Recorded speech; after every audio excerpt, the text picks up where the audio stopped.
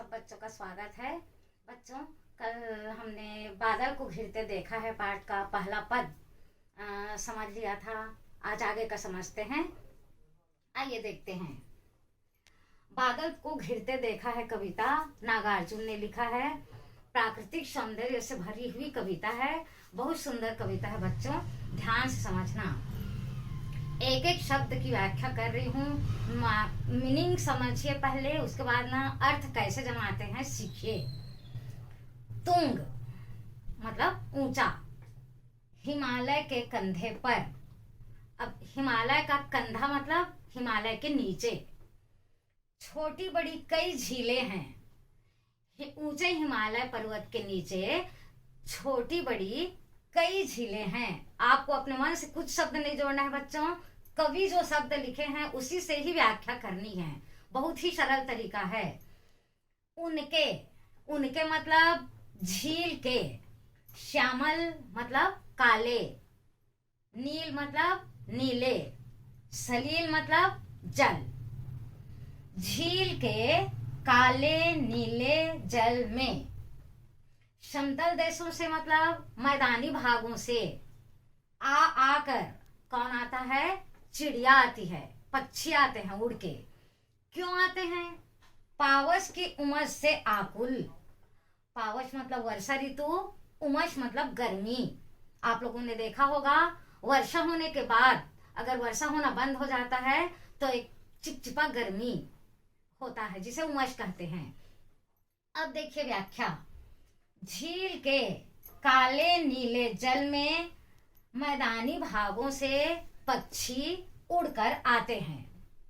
वर्षा ऋतु की उमस से व्याकुल रहते हैं, अर्थात वर्षा ऋतु की उमस से व्याकुल होकर मैदानी भागों से उड़ उड़कर पक्षी झील में आते हैं। और तिक्त मतलब तीखा, मधुर मतलब मीठा। विस्तंतु का मतलब होता है कीड़े मकोड़े। खोजते, हंसों को तीरते देखा है। इस झील में पक्षी अपने तीखे और मधुर भोजन की तलाश करते हैं।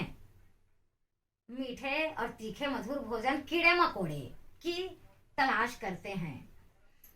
हंसों को तीरते देखा है।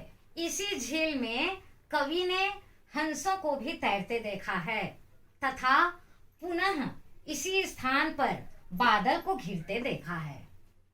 बहुत सुंदर सरल व्याख्या है बच्चों। अपने मन से आपको कुछ नहीं करना है। कवि जो शब्द लिखे हैं उसको सही ढंग से जमा के एक वाक्य बनाना है और बहुत सुंदर व्याख्या हो गई। आपको पूरे में पूरे अंक मिलेंगे। एक बार और देख लीजिए बहुत अच्छे से। ऊंचे हिमालय के नीचे छोटी बड़ी कई झीलें हैं। झील के काले नीले जल में मैदानी भागों से पक्षी उड़ उड़कर आते हैं। वे वर्षा ऋतु की उमस से व्याकुल रहते हैं। पक्षी उस झील में अपने तीखे मधुर भोजन की तलाश में कीड़े मकोड़ों को खोजते हैं। इसी झील पर कवि ने हंसों को भी तैरते देखा है तथा इसी स्थान पर पुनः बादल को घिरते हुए देखा है। ठीक है बच्चों, बहुत अच्छे से समझ में आ गया होगा। और प्रसंग वही रहेगा जो बताया जा रहा है।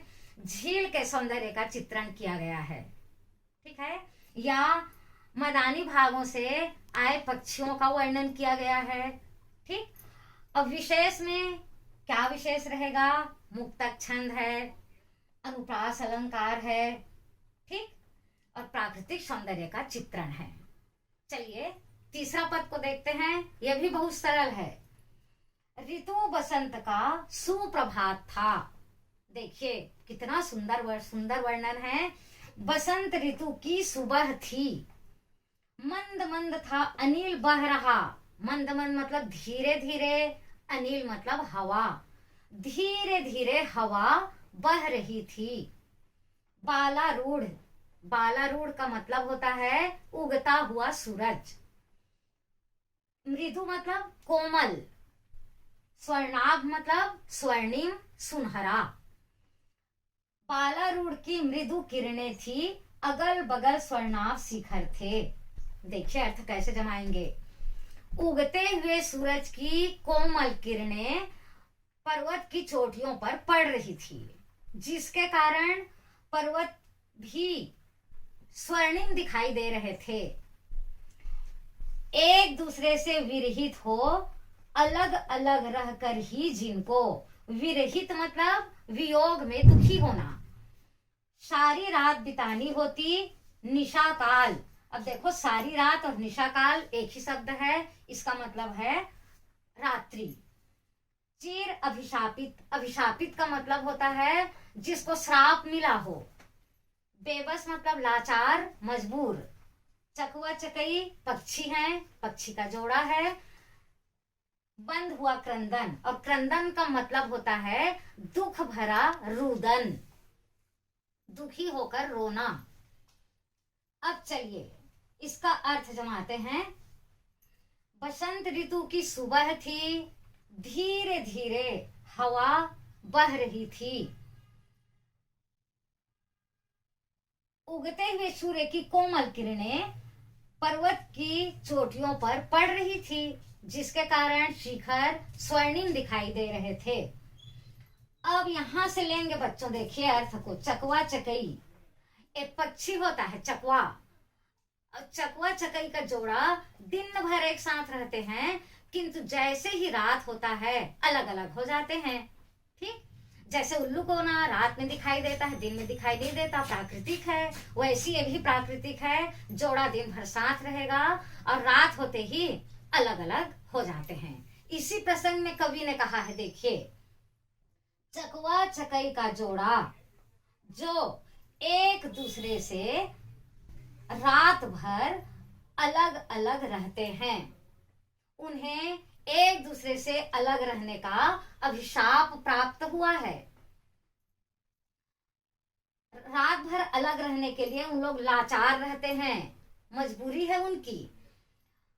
जैसे ही सूर्योदय हुआ, उनका रुदन बंद हुआ, उनका दुख दूर हुआ और वे प्रसन्न चित्त हो उठे।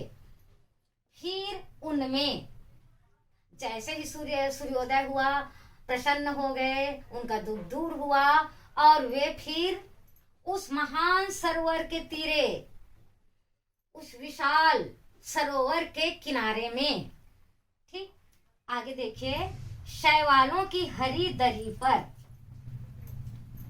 शैवाल का मतलब होता है बच्चों, जो सरोवर के किनारे में हरा घास जम जाए रहता है ना, जिसको हम लोग काई के नाम से जानते हैं। तो शैवाल का तात्पर्य है हरी घास जो सरोवर के किनारे में रहता है। अब इसको देखिए, इसका अर्थ, शैवालों की हरी दरी पर। अब कैसे व्याख्या करना है, देखिए, हरी दरी पर प्रणय कलह छिड़ते देखा है, प्रणय कलह छिड़ते देखा है। अब देखिए, रात भर उनका जोड़ा अलग था, जैसे ही सूर्योदय हुआ उनका दुख दूर हुआ, वे प्रसन्न हो उठे और फिर वे उस महान सरोवर के किनारे शैवाल रूपी हरी दरी पर प्रणय गीत गाने लगे, जिसे कवि ने देखा है। पुनः कवि ने इसी स्थान पर बादल को घिरते देखा है। ठीक है बच्चों, किसी प्रकार की कोई परेशानी नहीं है। शब्द आपके सामने में है, आपको अच्छे ढंग से जमाना है और एक सुंदर वाक्य बना लेना है। ठीक, और मैं समझती हूँ हिंदी तो सिर्फ समझने का विषय है, रटना तो है नहीं इसमें। अगर समझ गए तो बहुत सुंदर व्याख्या करेंगे। ठीक, अब बाकी आगे की वीडियो में। ठीक है बच्चों, थैंक यू।